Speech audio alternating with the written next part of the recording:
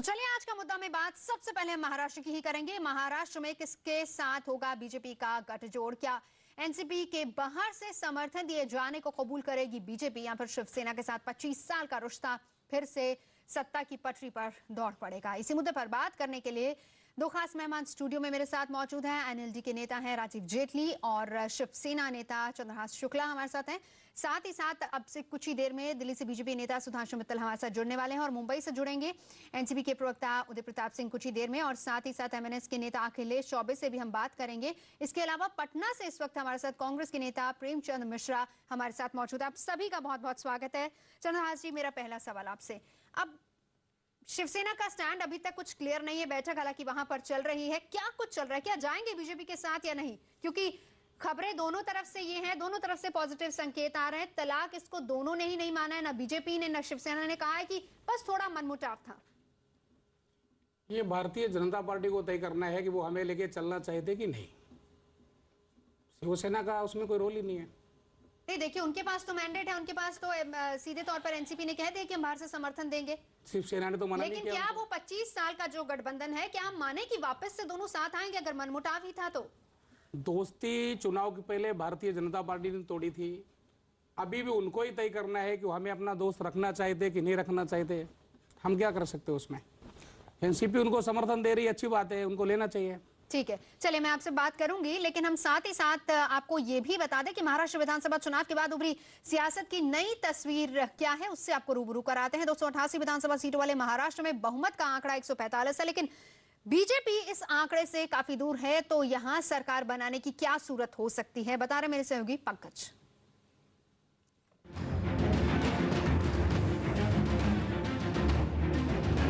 महाराष्ट्र में किसी पार्टी को बहुमत नहीं मिला, लेकिन बीजेपी यहां सबसे बड़ी पार्टी बनकर उभरी है। ऐसे में महाराष्ट्र में कैसे बनेगी सरकार? कौन कौन सत्ता के समीकरण बन रहे हैं, ग्राफिक्स के जरिए आपको समझाते हैं। पहली स्थिति यह है कि बीजेपी और शिवसेना मिलकर महाराष्ट्र में सरकार बनाएंगे। ऐसे में क्या होगी विधानसभा की स्थिति? आप देख सकते हैं 288 सीटों वाले महाराष्ट्र विधानसभा में बहुमत का आंकड़ा 145 है। नतीजों और रुझानों को मिलाकर यदि बात करें तो बीजेपी प्लस के खाते में 122 सीटें, शिवसेना 62 सीटों पर जीत रही है, या आगे दोनों को मिला दें तो सीटों का आंकड़ा 184 पहुंच जाए। एनसीपी ने संकेत दिया है कि वो बीजेपी को सरकार बनाने के लिए बाहर से समर्थन दे सकती है, और बीजेपी का कहना है कि वो इस प्रस्ताव पर विचार करेगी। ऐसी स्थिति में क्या होगी विधानसभा की स्थिति, आइए वो देख लेते हैं। बीजेपी प्लस 122 सीटें और एनसीपी 41 सीटों पर कब्जा जमा रही है। दोनों को यदि मिला लें तो सीटों का आंकड़ा पहुंच जाएगा 163। तीसरी स्थिति यह होगी कि अगर कांग्रेस, शिवसेना और एनसीपी मिलकर सरकार बनाए तो कांग्रेस 42 सीटों पर आगे है। तीनों दलों को मिला दे तो आंकड़ा 145 हो जाएगा। शुक्रिया पंकज आपका। और पंकज हमें बता रहे थे तस्वीर क्या है। बहरहाल प्रधानमंत्री नरेंद्र मोदी का मंत्र एकला चलो रे रंग लाया है, और ये जीत बीजेपी नेतृत्व के हौसले की जीत है। हौसला है तो सब कुछ है, लेकिन इस हौसले के आगे एक पेच आ गया है। महाराष्ट्र में बीजेपी के साथ कौन होगा सत्ता का भागीदार, और आज का मुद्दा यही है। इसी पर हम सवाल कर रहे हैं तमाम खास मेहमानों से। हमारे साथ सुधांशु मित्तल जी भी जुड़ गए हैं। सुधांशु जी, स्वागत है। बस बड़ा सवाल ये कि महाराष्ट्र में किसके साथ जाएंगे, किसका इंतजार हो रहा है अब?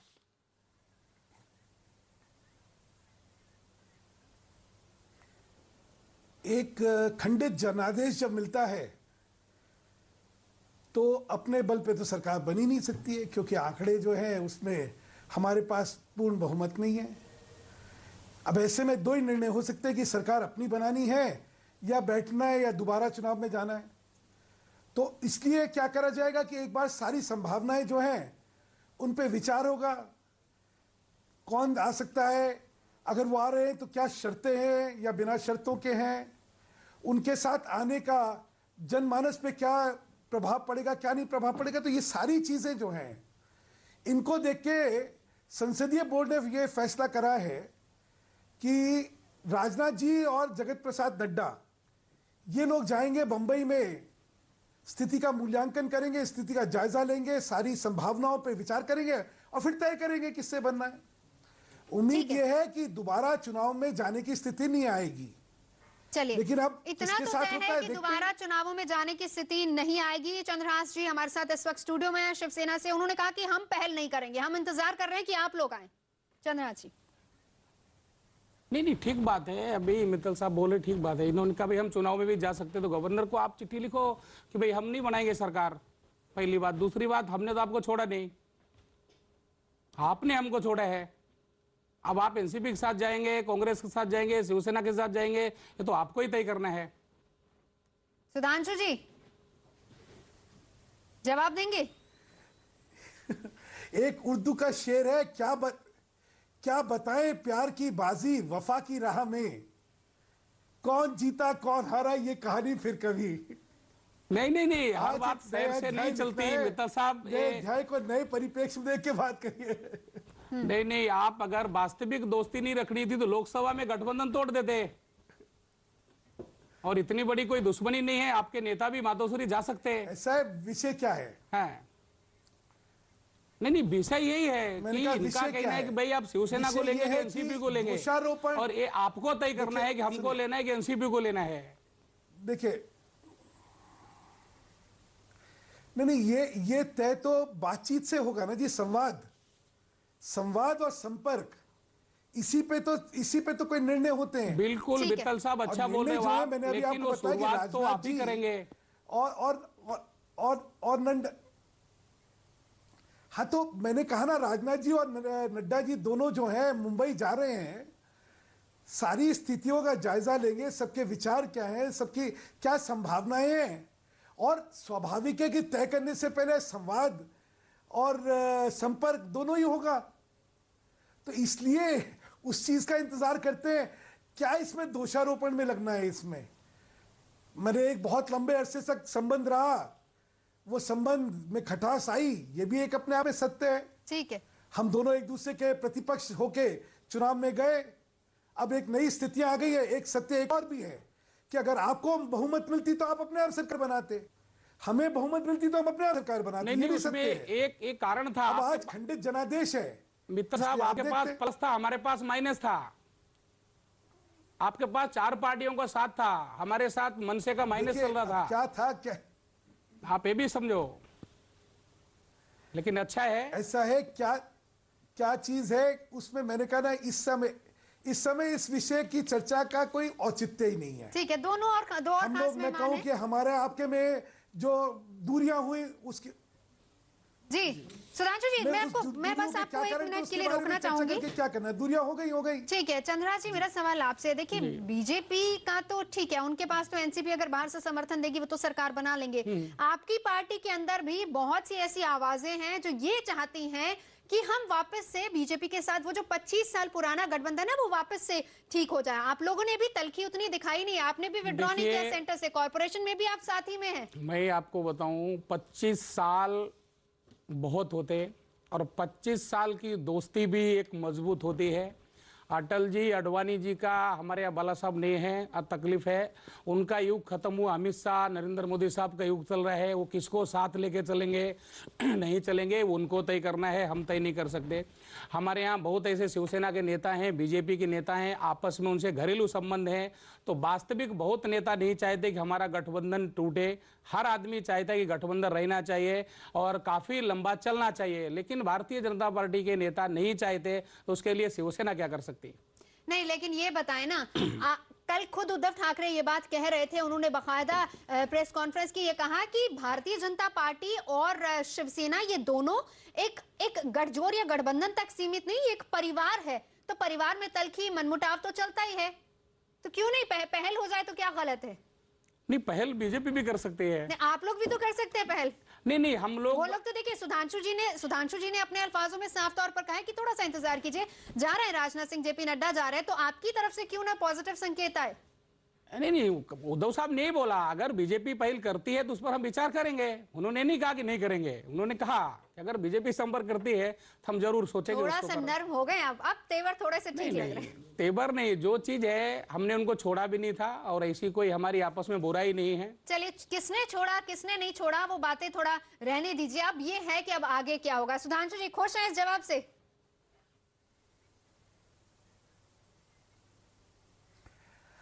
आगे मुझे लगता है एक सबकी सकारात्मक सोच है, और सोच इसलिए है कि खंडित जनादेश जब दिया जाता है तो एक उत्तरदायित्व आता है कि क्या राज्य में दोबारा चुनाव होने, या हम लोग मिलके साथ काम करके महाराष्ट्र का निर्माण कर सकते हैं, महाराष्ट्र में तरक्की की ओर जा सकते हैं। तो मुझे लगता है यही वस्तुस्थिति और वास्तविकता को देख के सब चर्चाएं होंगी, संबंध होंगे, संपर्क होंगे, बातचीतें होंगी, और उस पे नतीजे क्या निकलते हैं देखते हैं। चलिए ठीक है, वेट एंड वॉच वाली मैंने कहा ना पॉलिसी है, कि इंतजार ये करते भी हैं, एक हम सत्य देखते है हैं। कि हम लोग एक दूसरे के खिलाफ चुनाव लड़े हैं। हरियाणा का जिक्र भी हम करेंगे, लेकिन क्योंकि राजीव जेटली जी यहाँ पर हमारे साथ मौजूद हैं। जी सुधांशु जी, मैं एक राय उनकी भी ले लूं। क्या आपको लगता है कि बीजेपी एक विश्वसनीय सहयोगी है? राजीव जी, आपसे मेरा सवाल। नहीं, भारतीय जनता पार्टी का हमारे साथ कोई अलायंस नहीं है, सहयोगी वाली बात एटलीस्ट हमारे पे अप्लाई नहीं होती है। भारतीय जनता पार्टी सहयोगी अच्छी है या नहीं है, ये तो आपने पिछले चुनावों में देख लिया। चुनावों से पहले गठबंधन तोड़ा जाता है। मैंने तो पहली बार देखा था कि रिटर्न एग्रीमेंट भी होते हैं गठबंधन में, और वो रिटर्न एग्रीमेंट भी इन्होंने तोड़े। लेकिन एक आश्चर्यजनक स्टेटमेंट जो राष्ट्रीय अध्यक्ष माननीय अमित शाह जी की आई इलेक्शन के वेरी नेक्स्ट डे, जब उन्होंने ये बात बोली कि अभी गठबंधन की राजनीति खत्म नहीं हुई है, तो उसका मतलब ये था जब तक रिजल्ट नहीं आ रहे थे तो स्टेटमेंट गठबंधन की राजनीति खत्म नहीं हुई है ये आई। तो अभी तक ये खुद ही कंफ्यूज है कि गठबंधन की राजनीति को बरकरार रखना है या अकेले चलना है। नहीं, लेकिन उसमें उन्होंने क्लियर कह दिया ना कि ठीक है, वहां पर अगर मैंडेट नहीं तो दोबारा चुनाव से अच्छा तो ये है कि यहीं पे गठबंधन किया जाए, और जब विचार मिल रहा है तो गलत क्या है? मैंने आपसे बताया कि इलेक्शन के रिजल्ट्स आने से पहले अमित शाह जी की स्टेटमेंट आई थी कि अभी गठबंधन की राजनीति खत्म नहीं हुई है, और इलेक्शन से जस्ट पहले उन्होंने काफी राजनीतिक दलों के साथ अपने गठबंधन तोड़े थे। तो पहला स्टैंड उनका ज्यादा मजबूत था या दूसरा स्टैंड मजबूत था या आज का मजबूत है? ये माहौल के हिसाब से, परिस्थितियां देखने के हिसाब से उनकी स्ट्रेटजी चेंज होती है। तो मुझे लगता है कि ज़्यादा बेहतर शिवसेना के और ज़्यादा बेहतर वो लोग बता पाएंगे जो भारतीय जनता पार्टी के साथ इलेक्शन से पहले अलायंस में थे, क्योंकि उन्होंने इल्जाम लगाया है कि भारतीय जनता पार्टी ने उनके साथ विश्वासघात किया है। लेकिन मैं ये बोलना चाहता हूँ, आपकी एक मिनट, बिल्कुल नहीं, आप शिवसेना की चर्चा मत करो। नहीं, आप सिर्फ अपनी और बीजेपी। नहीं, बिल्कुल नहीं। ओके, मैं हरियाणा की बात कर रहा हूँ। मैं जब रिटर्न एग्रीमेंट की बात कर रहा हूँ तो वो शिवसेना के साथ नहीं हुआ था, वो किसी और पार्टी के साथ हुआ था। तो मैं यही इतनी बात बोलना चाहता हूँ कि ठीक है, परिस्थितियों के हिसाब से स्ट्रेटेजी चेंज करी जा रही है आजकल।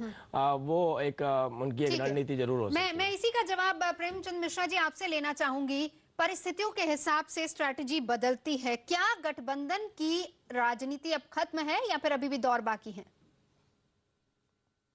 मेरे ख्याल से गठबंधन की राजनीति को पूर्णतः यह कहना है कि अब इसकी संभावनाएं नहीं है, मैं इसको नहीं स्वीकार करता हूं। अभी भी गठबंधन की पॉलिटिक्स मेरे ख्याल से और चलेगा इस देश में कई राज्यों में। लेकिन कोई भी गठबंधन अगर सैद्धांतिक आधार के बिना होता है तो उस गठबंधन का वही हाल होता है। तो मेरे ख्याल से अगर नीतिगत स्तर पे, वैचारिक स्तर पे अगर सामंजस्य बने तो ज़्यादा महत्वपूर्ण है। अब हमने देखा कि ये लोग अभी भी बात टीवी पर अभी भी कह रहे हैं मित्तल जी कि 25 साल का हमारा गठबंधन था। अगर आपको 25 साल की इतनी पुरानी दोस्ती थी तो अभी एक सप्ताह पहले 12 तारीख को मैंने मोदी जी का भाषण सुना। कैंपेनिंग के समय उन्होंने क्या कहा? हफ्ताखोर कहा शिवसेना को, भ्रष्ट कहा, बुरे मुंबई ने भ्रष्टाचार फैला के रखा है। एक सेकेंड और एनसीपी को स्वाभाविक तौर पे भ्रष्ट पार्टी बताया, नेचुरली करप्ट पार्टी एनसीपी को। और आज उनसे आप समर्थन लेने के लिए बेचैन है, परेशान है। अगर आपको सत्ता में आना है तो दूसरी कोई आपके पास दूसरा कोई चारा नहीं है। चलिए, उदय प्रताप जी हमारे साथ हैं। स्वार्थ और सत्ता की राजनीति अगर होनी है और जिसको आप कल तक भ्रष्ट कह रहे हैं उसको आप ईमानदार बता के सरकार में शामिल करेंगे तो मैं समझता हूं कि बीजेपी जैसी जो एक बड़ी पार्टी जो अपने आप को नैतिक मूल्यों की बात करती रहती है, भ्रष्टाचार विरोधी बात करती है, उसके सामने एक प्रश्न चिन्ह खड़ा हुआ है। और यह बीजेपी नेतृत्व को स्पष्ट करना चाहिए कि शिवसेना और एनसीपी के साथ किस मुंह से अभी क्लियर नहीं किया उन्होंने। सुधांशु जी, छोटा सा रिएक्शन, क्योंकि मैं इसके बाद उदय प्रताप जी से भी रिएक्शन लेना चाह रही हूँ जी। हाँ, ठीक। नवजोत जी, बड़ा हास्यप्रद लगता है जब मिश्रा जी ये कहते हैं। हाँ। क्योंकि 15 साल तक जिसके साथ आपने 15 साल तक महाराष्ट्र में सरकार चलाई, हाँ। उसको आप ही करप्ट कह रहे हैं, हाँ। वो आपको निकम्मा कह रही हैं। तो 15 साल तक जब तक तो आपके you are bed fellows with them, तब तक तो वो ठीक थे। आप आज वो कह रहे हैं आदर्श घोटाले में ये इन्वॉल्व थे। ठीक है। आप कह रहे हैं अजीत जो है क्या कहते हैं पवार है, उन्होंने जो है आपको क्या मजबूरी आ गई? मैं तो बुरा हूं, मैंने कहा ना, आपने सुधांशु जी, खुल के मिश्रा जी, पहले बीच में ना बोलिए। के आप तैयार सुधांशु जी, मिश्रा जी, उदय प्रताप जी, उन्हीं से सुन लेते हैं। करता है मित्तल जी। देखिए मिश्रा जी, कोई तहजीब रखिए, लंबा कोई तहजीब रखिए। और आप हम यहाँ चर्चा कर रहे हैं, चर्चा एक समय मिश्रा जी, रुकिए। करप्शन मिश्रा जी, मिश्रा जी, सुधांशु जी, आप रुकिए ना, आप रुकिए। एनसीपी के नेता यहाँ पर मौजूद है इस पैनल में, हम उन्हीं से जवाब ले लेते हैं। जी उदय प्रताप जी, संक्षेप में ब्रेक लेना है मुझे, संक्षेप में जवाब दीजिएगा। हाँ बोलिए। हेलो, सवाल ये है कि क्या मजबूरी है आपकी, क्यों बीजेपी का साथ दे रहे हैं? क्या डर गए बीजेपी से आप लोग? नहीं, कोई मजबूरी नहीं है, कोई डर नहीं है। देखिए, महाराष्ट्र राज्य आज एकदम उभरता हुआ राज्य है, नंबर 1 राज्य है, और इतने काम वहां पे इंफ्रास्ट्रक्चर और सब चालू है वहां पे। और राज्यपाल शासन आने से, देखिए हंग असेंबली हुई है, राज्यपाल शासन आने से वहां पे कामों पे कोई असर नहीं पड़े। इस वजह से हमारे नेता माननीय शरद चंद्र पवार जी ने मतलब सरकार बने इसलिए बाहर से समर्थन दे दिया है, और निस्वार्थ कोई भी उसमें हम सरकार में आएंगे ऐसा कोई भी बात नहीं है। हमने महाराष्ट्र शासन के राज्य अच्छी स्थिर सरकार होए और अच्छा सरकार काम करे, उसलिए बाहर से सपोर्ट किया हुआ। चलिए, दलील तो आप ये दे रहे हैं, लेकिन साथ ही साथ आप पर ये आरोप भी लग रहे हैं कि कहीं ना कहीं डर है, खौफ है। बहुत से नेता जो है भ्रष्टाचार में लिप्त हैं, तो साथ अगर दे दिया जाए तो सही है। मैं इस पर सभी का रिएक्शन लूंगा, एक ब्रेक के लिए रुकना होगा यहाँ पर। स्वागत है एक बार फिर से आज का मुद्दा में। तमाम खास मेहमान जुड़े हैं और एक और मेहमान जो हमारे साथ जुड़ रहे हैं अखिलेश चौबे हैं, लीडर एमएनएस के। इनसे भी हम चर्चा करेंगे और पूरा पैनल जिससे मैं पहले आपको रूबरू करा चुकी हूँ। लेकिन इस वक्त मोदी मंत्र एकला चलो रे पूरी तरह से हिट रहा है। प्रधानमंत्री और पार्टी के हौसले के सामने तमाम रुकावटें बौनी साबित हुई और पहली बार हरियाणा में कमल खिला है। लेकिन इस जीत के बाद अब भी एक सवाल बना हुआ है कि कौन होगा हरियाणा में बीजेपी का मुख्यमंत्री। साथिया आज मुझे नींद नहीं आएगी, सोना है तेरी महफिल में रत जगा है, आंखों आंखों में यूं ही रात गुजर जाएगी, सोना है तेरी महफिल में रत जगा है।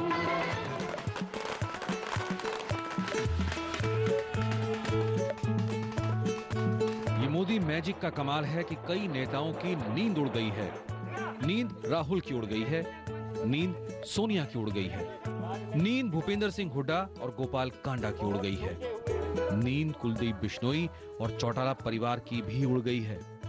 सच ये है कि इन नेताओं की नींद उड़ी नहीं, उड़ा दी गई है। साथिया आज मुझे नींद नहीं आएगी, सोना है तेरी महफिल में रत जगा है। जो ये कहते हुए थकते नहीं थे कि हरियाणा में इस पार्टी के पास चेहरा नहीं है, कार्यकर्ता नहीं है, संगठन नहीं है, दल बदलुओं की जमात है, बागियों की भरमार है, 2 अंकों में कभी विधायकों की संख्या नहीं हो पाई, उसी पार्टी ने अकेले दम पूर्ण बहुमत हासिल करने का चमत्कार कर डाला। पहली बार अकेले दम चुनाव लड़ने वाली पार्टी ने 90 में से 47 सीटों पर जीत दर्ज की। हरियाणा में पहली बार बीजेपी सरकार का सपना जैसे जैसे हकीकत में बदलने लगा, कई नेताओं की नींद उड़ने लगी। कई आंखों में नींद की जगह मुख्यमंत्री पद की कुर्सी तैरने लगी। संसदीय दल की बैठक और मंगलवार को चंडीगढ़ में विधायक दल की बैठक के बाद औपचारिक तौर पर हरियाणा के नए शासक के नाम का ऐलान होगा। लेकिन तब तक कई आंखों में नींद की जगह कुर्सी का सपना ही छाया रहेगा। भारतीय जनता पार्टी ने कभी भी जाट, नान जाट, पंजाबी, ब्राह्मण ये बात कभी नहीं की। हम जाति से ऊपर उठकर हमेशा जातिवाद पे कभी भारतीय जनता पार्टी ने राजनीति नहीं की। हमने हमेशा राष्ट्रवाद पे राजनीति की।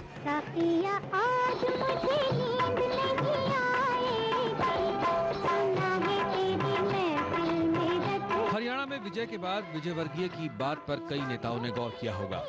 इससे भी नींद कहां है? जाट बाहुल्य राज्य में पार्टी ने सारे पत्ते खोल रखे हैं। प्रदेश बीजेपी अध्यक्ष रामविलास शर्मा की नींद कुर्सी के सपने में उड़ी होगी, तो राष्ट्रीय प्रवक्ता कैप्टन अभिमन्यु सिंह भी इतनी दफा दावेदार बता दिए गए कि नींद काफूर हो गई। पार्टी के किसान मोर्चा के अध्यक्ष ओम प्रकाश धनखड़ को लगता है कि किसानों के सूबे में कहीं उनकी किस्मत न चमक जाए। तो आरएसएस से पार्टी में आए एमएल खट्टर को अतीत और वर्तमान से अपनी उम्मीद नजर आ रही है। ऐसे हालात में बीजेपी विधायक दल के नेता अनिल विज को भी नींद नहीं आ रही है, तो इसे भला क्यों नहीं समझा जाए। कुछ यही हाल किशन पाल गुर्जर का भी है, लेकिन सुबह ऐसा कहने का हौसला नहीं दे रही। हमने अभी बैठक बुलाई है, केंद्र नेतृत्व जो भी तय करेगा सब उसको मानेंगे। नहीं, मैं रेस में नहीं हूँ, लेकिन पार्टी जिसको भी तय करेगी हम उसके साथ मिलकर हरियाणा में तरक्की और विकास करेंगे। गैर जाट नेताओं के नाम पर चर्चा हो तो खट्टर के साथ ही केंद्रीय विदेश मंत्री सुषमा स्वराज और कृष्णपाल गुर्जर की भी मजबूत उम्मीदवारी बताई जाती है। कई दावेदारों के बीच सबको चुप करने के लिए अगर सुषमा पर दांव लगाया गया तो कई लोग शायद हैरान न हो, लेकिन सुषमा की नींद उड़ने की वजह कुछ और है। केंद्रीय मंत्रिमंडल के इतने बड़े ओहदे के सामने हरियाणा की कमान कहीं सियासी हलकों में डिमोशन की तरह तो नहीं फैलने लगेगी। कोशिश में तो कांग्रेस से बगावत कर बीजेपी का झंडा बुलंद करने वाले राव इंद्रजीत सिंह भी हैं। नींद तो उनकी भी उड़ी है, लेकिन पीएम मोदी के काम करने का अंदाज भी वो जानते हैं। इसलिए रत जगह करने के अलावा करें भी तो क्या करें। हम चाहते हैं कि अगला मुख्यमंत्री राव इंद्रजीत सिंह जी हो, क्योंकि हमें दक्षिणी हरियाणा में जो वोट मिली है वो राव इंद्रजीत सिंह को मुख्यमंत्री के नाम पर। हमारे क्षेत्र से एक्सप्लॉयटेशन ज़्यादा हुई है, बेनिफिट सरकारों ने हमारे को नहीं दी है, तो इस तौर पे इस बार 19 रास लगाए बैठे हैं कि क्या पता दक्षिणी हरियाणा के 3-4 जो ज़िले हैं इधर से भी क्या पता भारतीय जनता पार्टी सोच ले। ऐसी कामयाबी के बाद बीजेपी की महफिल का ये शोर नींद नहीं उड़ाए तो करे क्या। दूसरी तरफ विपक्ष की वीरानगी में चंद नेताओं को नींद आए तो कैसे। सो वजह अपनी अपनी, रत जगह अपना अपना। Bureau report, IBN 7। चलिए, खास मेहमान है सुधांशु जी। क्यों नींद उड़ाए हैं सबकी, अब बताइए चेहरा कौन है हरियाणा में? आपने तो सबकी ऐसी नींद उड़ाई है कि पूछिए नहीं। कोई नींद आपने उड़ाई है सुधांशु जी, हमने नहीं। आप फाइनल नहीं कर रहे हैं। वहां तक तो ठीक है। सुनिए, नींद उड़ जाए वहां तक तो ठीक है, ये होश नहीं उड़ने चाहिए। ज्यादा महत्वपूर्ण बात वो है कि होश ना उड़ जाए। लेकिन ऐसा है कि जब समकक्ष नेता होते हैं तो ये स्वाभाविक है कि दावेदारी बहुतों की होती है। हम लोग कभी हरियाणा में सत्ता में रहे नहीं, कभी मौका नहीं मिला कि किसी एक व्यक्ति को उस कद तक पहुंचाया जा सके। जो पहले थे वो आज के राजनीतिक पटल पे है नहीं। तो जब समकक्ष नेता होते हैं तो उनमें सामर्थ्य सब में है, सब में कॉम्पिटेंस है, सब में कैपेबिलिटी और सूटेबिलिटी है, लेकिन उनमें से एक का फैसला होना है। वेंकैया नायडू जी और दिनेश शर्मा जी, उनको जिम्मा दिया गया है, वो विधायकों से बात करें, मूल्यांकन कर रहे हैं और जल्द ही कोई एक पे जो है सबकी मत बन जाएगी और मुख्यमंत्री का फैसला हो जाएगा। अच्छा चलिए, देखिए नाम तो आपने कोई छोड़ा नहीं, तो मैं कोई नहीं सुधांशु जी वो क्या होता है ना कि काउंटडाउन जब शुरू होता है ना, पहले 10 चुने जाते हैं, फिर 5, उसके बाद 3, फिर रनर अप और फिर नंबर 1 निकाला जाता है। तो 3 नाम मैं आपको बता देती हूँ, खट्टर साहब, कैप्टन अभिमन्यु, अनिल विज। अब इसमें से 2 तो कम से कम आप बताइए ना कौन कौन हो सकते हैं। नहीं, ये जो आपने शॉर्टलिस्टिंग करी है शायद ये बहुत उपयुक्त और सही नहीं है। मतलब हम ये माने कि इन तीनों में से कोई नहीं है, संभव नहीं है। लेकिन क्या है इसमें, नहीं, मैंने कहा कि बिल्कुल करेक्ट जिसको माना जाए ये भी ठीक नहीं है। और सिर्फ इतना कहना चाहूंगा, ये बहुत लंबा समय नहीं लगने वाला है इस निर्णय को होने के लिए। तो हरियाणा जो है वो नए मुख्यमंत्री के साथ दिवाली मनाएगा।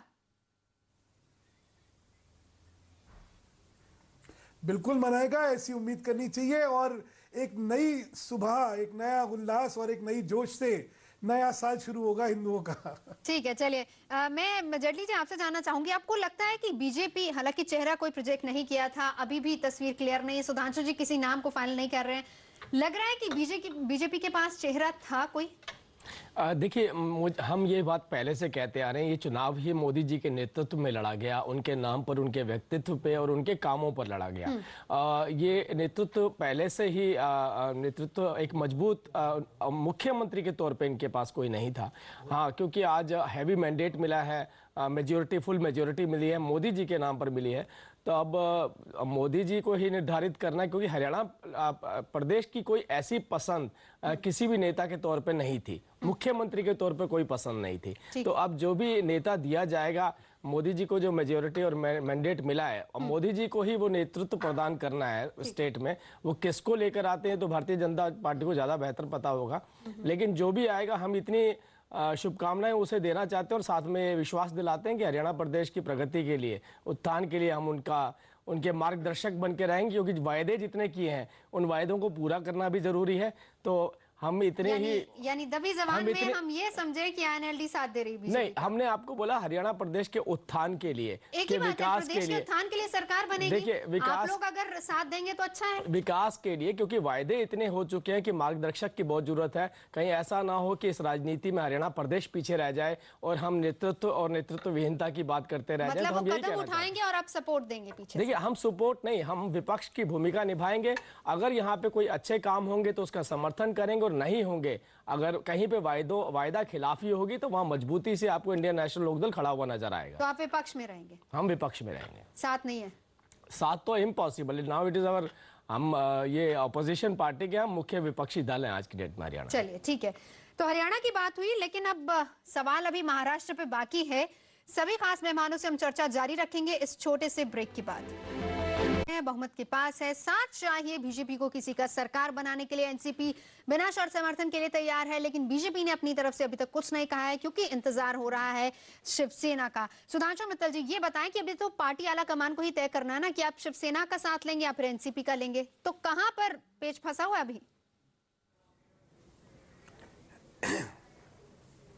ऐसा है, जैसे मैंने आपसे कहा कि ये विषय मूल्यांकन का है कि सरकार बननी है तो कैसे बननी है और किन के साथ बननी है, और अगर उनका साथ लिया तो क्या कोई शर्तें हैं या बिना शर्तों के हैं। और इन सारी चीजों का जायजा लेने के लिए, इन सारी चीजों का आंकलन लेने के लिए और इस सारी चीजों का संवाद और वार्ता करने के लिए ही ये लोग जा रहे हैं। ठीक है, आपकी प्रायोरिटी क्या है? बीजेपी की प्रायोरिटी क्या रहेगी, एनसीपी या शिवसेना? अब शिवसेना, मैंने कहा ना, ये प्राथमिकता तो उस पर निर्भर करेगी कि लोग कह क्या रहे हैं।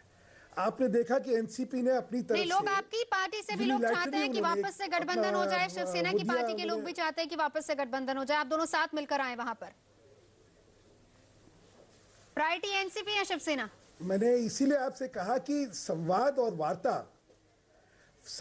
वार्ता के बाद ही ये चर्चा हो सकती है। ठीक है, एनसीपी ने तो अपनी तरफ से एक जो है ऑफर दिया है ना जी।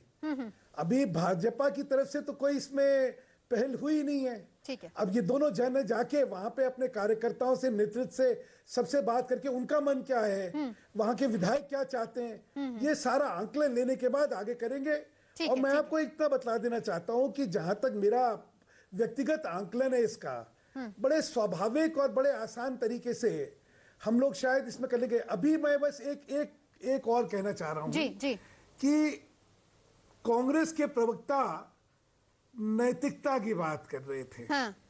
तो कांग्रेस के मुंह से नैतिकता की बात बड़ी अशोभनीय है। जी सुधांशु जी, इस वक्त प्रेमचंद जी हमारे साथ नहीं है, शायद सुन रहे होंगे, लेकिन आपको कांग्रेस की नैतिकता जवाब मैं उनसे नहीं ले पाऊंगी इस वक्त, हमारे साथ नहीं है। मैं फिर नहीं बोलता, मुझे लगा वो थे। चंद्रराज जी, ठीक है चंद्रराज जी, ये बताएं भाई, वो तो एनसीपी को अभी तक इसीलिए जवाब नहीं दिया कि कहीं ना कहीं अंदर खाते इंतजार हो रहा और चर्चाएं भी चल रही है शिवसेना के साथ। स्टैंड क्या है आपका? नहीं, मित्तल साहब से मैं पूछना चाह रहा था, आपके अपने दिल में क्या है उसको थोड़ा बाहर करो। नहीं, वो तो कह रहे हैं ना, बातचीत कर रहे हैं सभी लोगों से। हमने भी वही कहा, पार्टी का स्टैंड है कि अगर हमारे पास आएंगे तो विचार करेंगे। स्पष्ट उद्धव साहब ने कहा है कि अगर आएंगे तो बात करेंगे। आप नहीं जाएंगे? नहीं, आपकी पार्टी के तमाम लोग अगर चाहे भी साथ जाना है तो आप नहीं जाएंगे? शिवसेना चल के नहीं जाएगी, शिवसेना चल के नहीं जाएगी। और मुझे ऐसा लगता है, मेरा अपना पर्सनली व्यक्त में बताऊं आपको, अगर शिवसेना चल के जाती है तो हमारी ये बहुत बड़ी कमजोरी है।